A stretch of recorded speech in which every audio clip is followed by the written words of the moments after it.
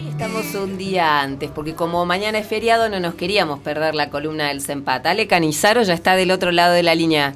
Por supuesto, Clemen, ¿cómo estás? Bien, muy bien. ¿Cómo anda Puerto Madryn hoy? Perfecto. Hoy, mirá, te preparamos la temperatura, a vos y a todos tus oyentes. 29 grados, casi sin humedad.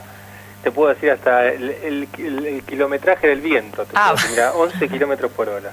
11, no bueno, sé está pancho. Sirve, ¿viste? Pero la gente lo informa. Muy bien, y bueno, es que ahí hacen alarde de que tienen una central meteorológica como corresponde. Exacto, che, Ale, bueno, acá tenemos un cielo nubladito en Zapala, está fresco, y ojalá alguien aproveche este fin de semana o el otro fin de semana largo para hacerse una escapadita a Puerto Madryn, porque ¿a cuántas horas estamos? 11.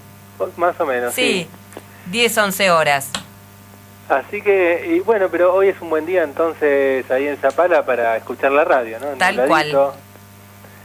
Y tenemos preparado hoy una columna que está buenísima, me parece, porque vamos a hablar de soberanía, vinculado a que, bueno, el 20 fue el Día de la Soberanía, mañana es el feriado, y entonces estamos acá con un investigador que se llama Juan Emilio Sala, que él estudia animales marinos. Es biólogo, pero además habla de la necesidad de cuidar, de proteger y de entender el mar, y entonces estudia el mar como parte del territorio nacional, parte de la soberanía. Qué importante. Exacto, es importante cuidar el mar, entenderlo, y él no lo entiende de un modo, te lo va a contar él mejor que yo de todo lo que te estoy diciendo, pero no lo entiende.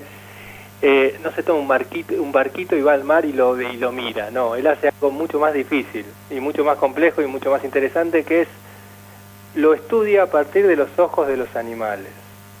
¿Cómo es eso? Bueno, eso yo te voy a pasar ahora con Juan Emilio Sala y él te va a contar qué es lo que hace, cómo lo hace y la importancia de proteger, cuidar, entender el mar como parte de la soberanía nacional. Buenísimo, Ale, vamos a conocer entonces a Juan Emilio y después volvemos. Perfecto. Dale, beso. Hola, ¿qué tal? Hola, Juan, ¿cómo estás? Un gusto. Bien, mucho gusto igualmente, muchas gracias. Ahí nos contaba Alejandro parte de tu trabajo, pero te vamos a escuchar a vos. Dale. ¿Qué es lo que haces, Juan? Mira, yo soy investigador del CONICET, estoy trabajando ya hace muchos años estudiando a distintos predadores tope, que son esos animales en general grandes, pero no siempre, porque digamos, puede ser un pingüino, por ejemplo, un predador tope, que significa que dentro de lo que sería la red de alimentación del mar, ¿sí? De la red trófica, en la cual los animales se van comiendo unos a otros, estos animales en general son los que están por encima y que ningún otro animal se puede comer en general. ¿Sí? Entonces a eso le llamamos predadores tope. Son de alguna manera los animales más importantes del mar, y estudiando y entendiendo qué hacen los predadores tope en el mar, uno entiende en general cómo está funcionando todo el sistema marino en su conjunto, ¿sí?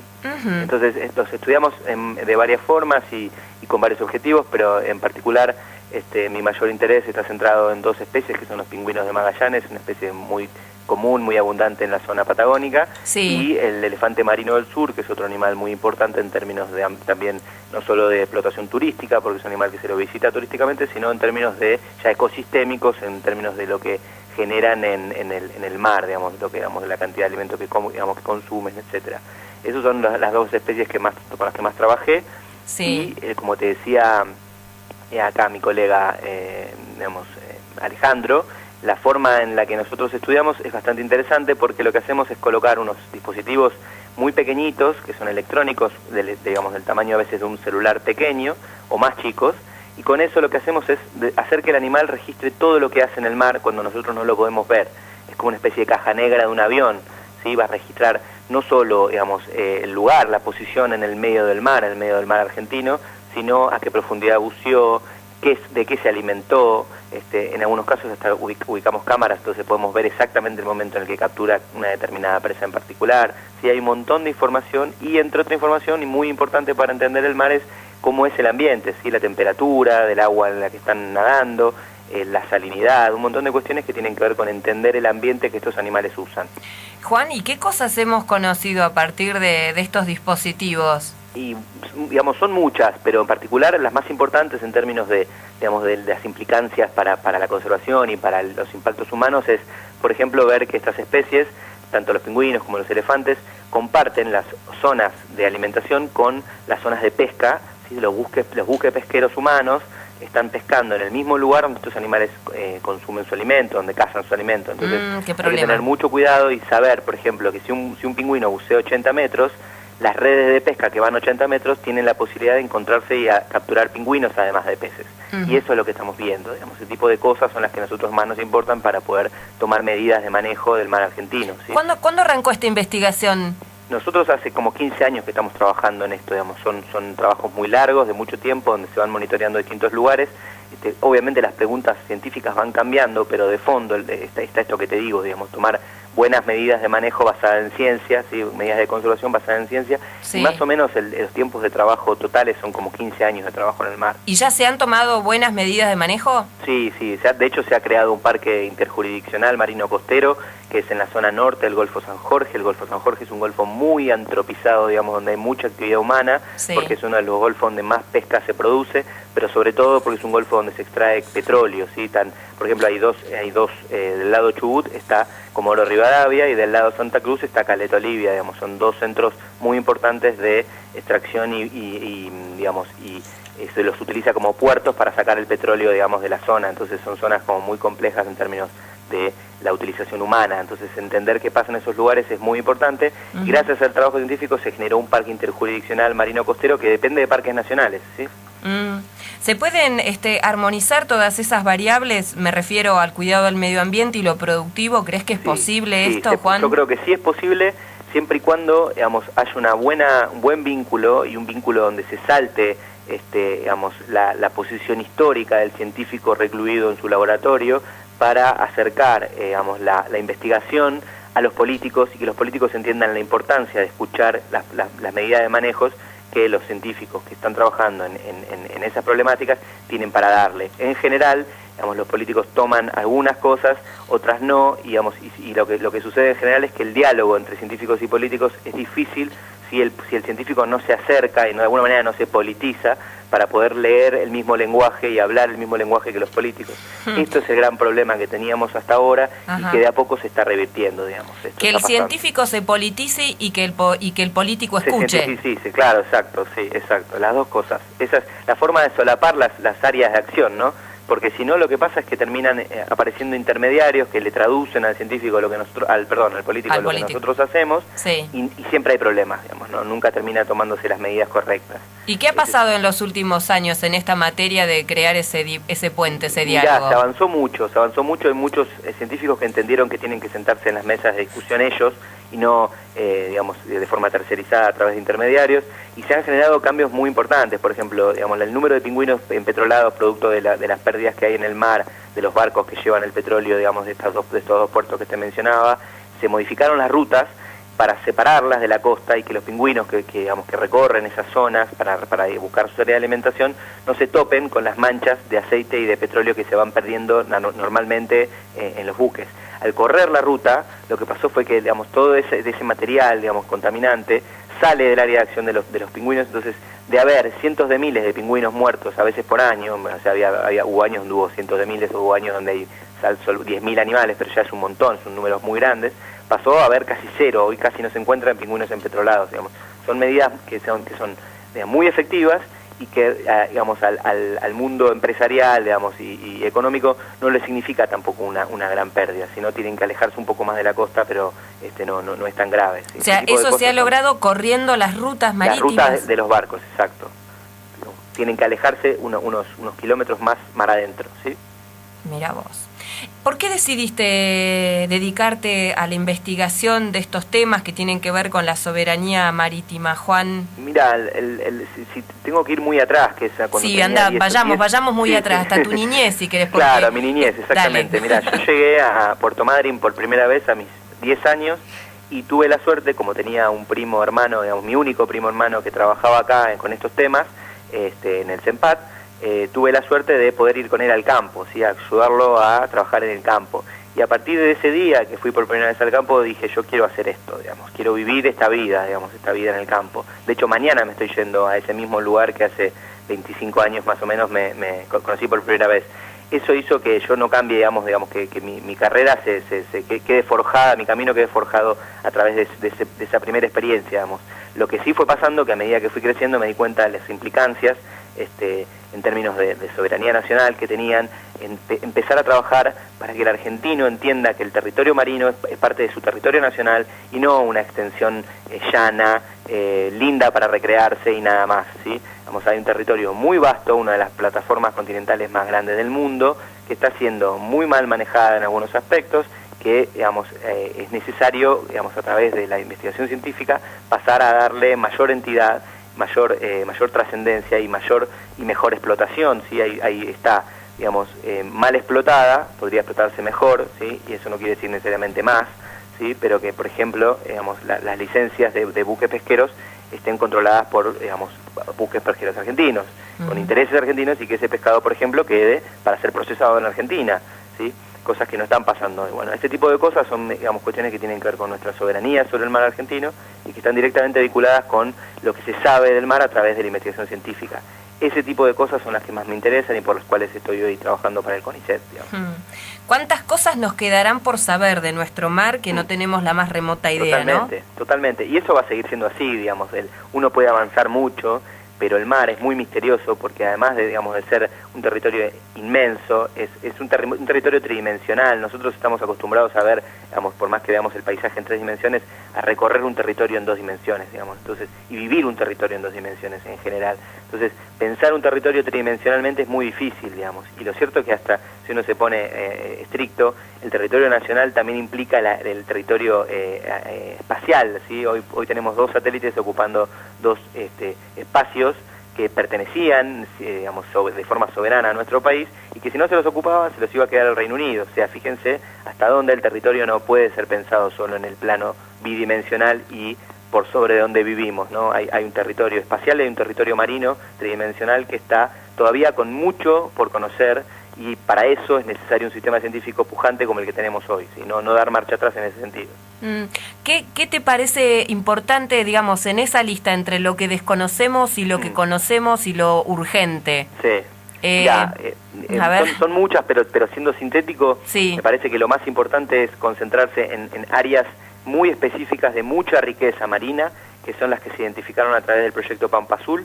El proyecto Pampa Azul es un proyecto interministerial muy, muy importante que plantea un escenario de largo plazo, ¿sí? De 10 o 15 años de investigaciones, y que se centraron en 5 lugares. Para ser breve, hay uno que es el estuario bonaerense, que es la zona que está, de donde desagota el río, el río de la Plata, y se conecta con el mar, ¿sí? Esa zona es una zona dividida entre Uruguay y Argentina, es una zona muy importante porque ahí se produce la mayor riqueza pesquera, del país, tanto uruguayo como argentino.